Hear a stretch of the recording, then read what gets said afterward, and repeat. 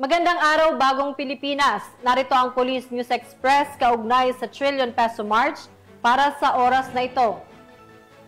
Naka-full alert ang PNP Central Visayas bilang paghahanda sa anti-corruption rally alinsunod sa direktiba ng Acting Chief PNP na tiyaking mapangalagaan ang kaayusan at kaligtasan ng mga lalahok sa legal na pagtitipon. Patuloy ang kapulisan sa pagbibigay seguridad habang iginagalang ang karapatang magpahayag ng saloobin. Yan ang balitang tinutukan ni Patrolwoman Judith Nicanor.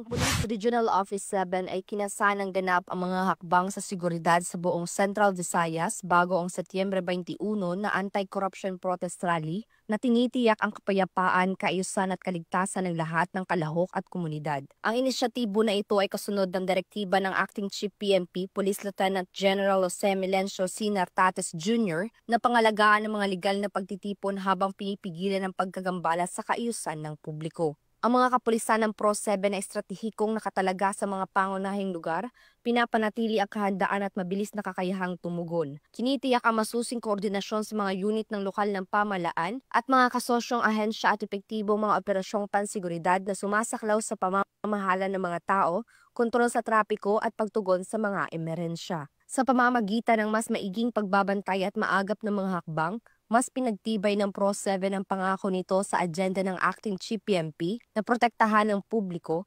pagpapanatili ng kaayusan at pagbibigay daan sa mga aktibidad na magpatuloy ng ligtas sa buong rehiyon. Mula dito sa Central Visayas, ako ang Police News Network Correspondent, Patrolwoman Judith Nicanor, alagad na batas, tagataguyod ng Balitang Pulis. Maraming salamat, Patrolwoman Nicanor.